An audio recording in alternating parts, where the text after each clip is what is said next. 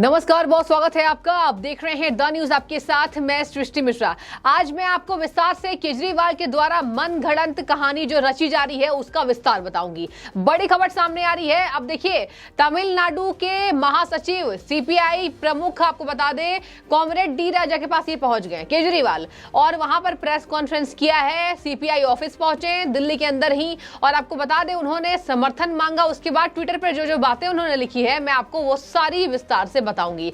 सबसे बड़ी खबर, अध्यादेश के खिलाफ जब कुछ हाथ नहीं आ रहा है तो अब तमिलनाडु पार्टी में भी ये पहुंच चुके हैं।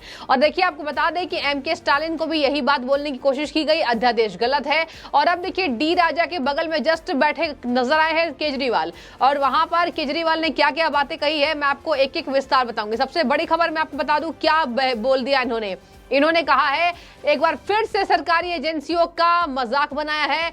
सरकारी एजेंसियों पर गंभीर आरोप केजरीवाल ने लगाए हैं और ऐसा दिखाने की कोशिश कर रहे हैं कि सरकारी एजेंसियां तो बीजेपी के अधीन हो चुकी है। आपको बता दें कि पहली बार ये नहीं है जब एजेंसियों का दुरुपयोग होने की बात पूरे आम आदमी पार्टी ने मिलकर देश भर में संदेश देने की कोशिश की। बार बार यही बातें रिपीट की जा रही है और अब ये खबर सामने आ रही है, इन्होंने ये तक नसीहत, देखिए केजरीवाल की नसीहत कितनी अच्छी है। लिख रहे हैं, ईडी सीबीआई का नाम बदलकर बीजेपी सेना रख देना चाहिए। बीजेपी को अगर लगता है कि तमिलनाडु में मंत्रियों के पीछे ईडी सीबीआई छोड़कर उनकी सीट आ जाएंगी तो भूल जाएं, तमिलनाडु में बीजेपी की एक भी सीट नहीं आने वाली है। इतने बड़े, आपको बता दें, भविष्यवाणी करते हुए नजर आ रहे हैं। भविष्य प्रवक्ता भी यहां पर करार दिया जा रहा है केजरीवाल को कि तमिलनाडु में चुनाव अभी नहीं हुए हैं और देखिए चुनाव का खाका तैयार करके बैठे हैं। पहले अपनी दिल्ली संभाल लीजिए केजरीवाल जी, ये जनता कह रही है आपसे। और आपको बता दें कि किस तरीके से उन्होंने कॉमरेड राजा को पूरे तरीके से ये बात कहने की कोशिश की है कि अध्यादेश में आप हमारा समर्थन दीजिए। यहां पर समर्थन देते हुए डी राजा नजर आए हैं और आपको बता दें कि डी राजा ने भी ये बातें कही कि अध्यादेश जो है वो गलत है। हालांकि आपको बता दें तमिलनाडु क्यों बौखलाई हुई है। तमिलनाडु में सीपीआई इसलिए बौखलाई हुई है क्योंकि आपको बता दें कि बिजली मंत्री की गिरफ्तारी हुई है, उसमें भी ईडी सीबीआई का हाथ है। और आपको बता दें कि ईडी सीबीआई ने जिस तरीके से उनकी गिरफ्तारी की है, इससे तिलमिलाहट सीपीआई के नेताओं के अंदर देखी जा रही है। आपको बता दें कि बिजली मंत्री वी सेंथिल बालाजी की गिरफ्तारी के बाद सीपीआई इसलिए केजरीवाल का साथ दे रही है ताकि कुछ न कुछ समर्थन प्राप्त हो पाए। अब यहाँ पर देखिए, नेताओं की गिरफ्तारी हो रही है तो केंद्रीय एजेंसियों का दुरुपयोग बता रहे हैं केजरीवाल, यानी कि केंद्रीय एजेंसियां काम नहीं कर रही हैं आपके हिसाब से। अब मैं आपको बता दूं, केजरीवाल यही नहीं रुक रहे हैं। आजकल देखा जा रहा है कि शब्दों की गरिमा और मर्यादाओं को केजरीवाल लांघ रहे हैं। और देखिए यहाँ क्या लिख रहे हैं, सीबीआई ईडी का हाथ है सेंथिल बालाजी के पीछे, तो ऐसा लग रहा है कि कुछ काम अच्छा ही किया होगा, यानी कि यहाँ पर जनता को भी गलत रास्ते केजरीवाल ले जा रहे हैं। यह केजरीवाल को शर्म आनी चाहिए जो उन्होंने कह दिया। केजरीवाल ने देखिए क्या कहा, एक जमाना था जब इन जांच एजेंसियों की इज्जत थी, ये कहीं रेड मारते थे तो या किसी को गिरफ्तार करते थे तो लगता है कि उस व्यक्ति ने कुछ गलत किया होगा। आज ये एजेंसियां केवल बीजेपी का राजनीतिक हथियार बनकर रह गई है, यानी कि इनके हिसाब से ये कहना चाह रहे हैं कि अगर गिरफ्तारी हुई होगी तो कुछ अच्छा काम किया होगा। ये देखिए केजरीवाल की शर्मनाक राजनीति सामने आ रही है। देखिए इन पर अब किस तरीके से लोग उपहास उड़ा रहे हैं। विजय पटेल नाम के यूजर लिखते हैं, एक जमाना था जब एक आदमी मफलर बांधे हुए नीली वैगनार कार लेकर घूमता था और हर नेता को भ्रष्टाचारी बताता था और लिस्ट लेकर घूमता था। ये पूरा का पूरा तंज केजरीवाल के ऊपर है। देखिए केजरीवाल को धूल चटाने का काम जनता कर रही है।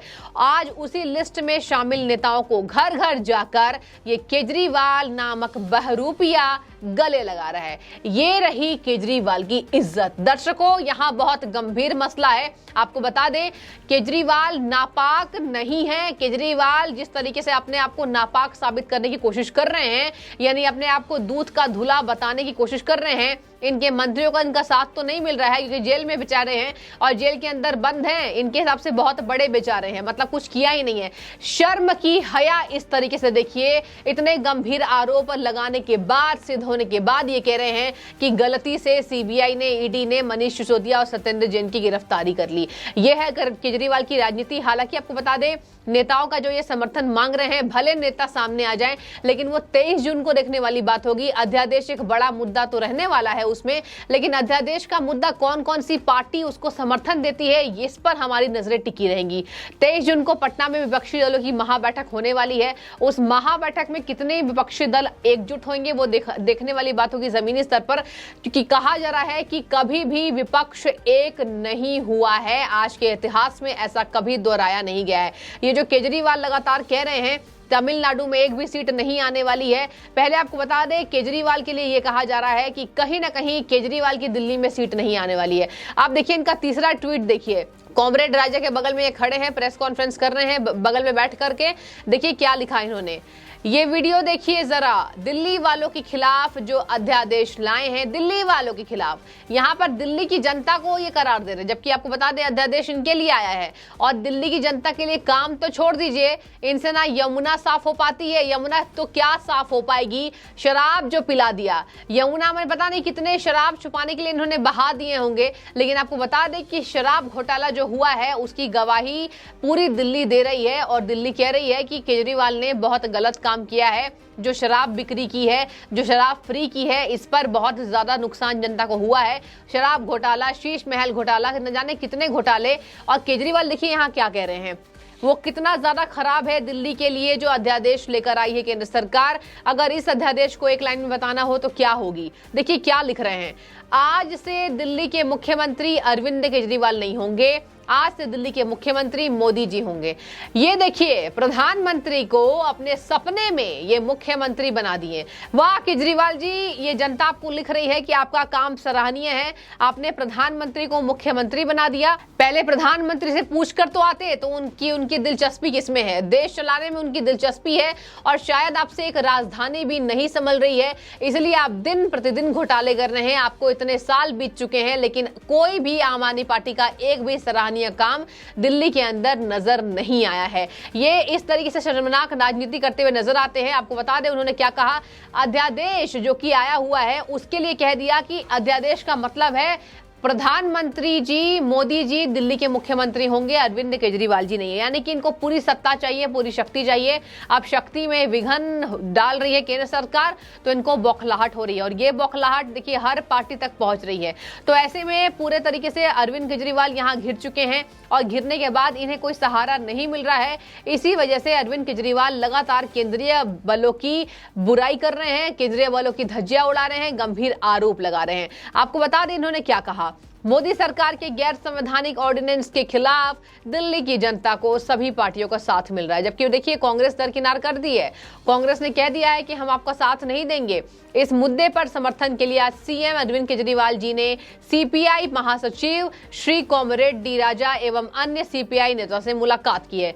देखिए मुलाकात तो हो गई है, लेकिन मुलाकात की तस्वीरें किस तरीके से जमीनी स्तर पर दिखाई देती है, ये पल पल पर हमारी अपडेट टिकी रहेंगी। लेकिन आपको बता दें कि केजरीवाल जी यहाँ पर जब घिर चुके हैं, जब विधानसभा चुनाव होने वाले हैं, उससे भी बड़ा लोकसभा का चुनाव, लोकसभा चुनाव में कहा जा रहा है कि अगर पूरी की पूरी पार्टियों को मिला दिया जाए तो सबसे ज्यादा जो नुकसान जिस पार्टी को उठाना होगा इस बार केजरीवाल को उठाना होगा, क्योंकि जनता के पास ऐसे कई मुद्दे हैं जिससे जनता कांग्रेस को गलती से वोट दे भी दे, लेकिन अरविंद केजरीवाल की पार्टी आम आदमी पार्टी को तो वोट नहीं देने वाली है। आपको बता दें कि उन्होंने कहा विपक्ष को परेशान किया जा रहा है, हर नेता के पास जा रहे हैं, कह रहे हैं विपक्ष को परेशान किया जा रहा है, गलत तरीके से एजेंसियों का इस्तेमाल किया जा रहा है, सीबीआई ईडी बिक गई है, इनकी नजर में सीबीआई ईडी बिक गई है। लेकिन आपको बता दें सीबीआई ईडी दिन रात निरंतर तरीके से काम कर रही है और गलत नेताओं को पकड़कर जेल के अंदर डाल रही है, और इसी की बौखलाहट अरविंद केजरीवाल जैसे भ्रष्टाचारी नेताओं को हो रहा है। भ्रष्टाचारी मैं इसलिए कह रही हूं,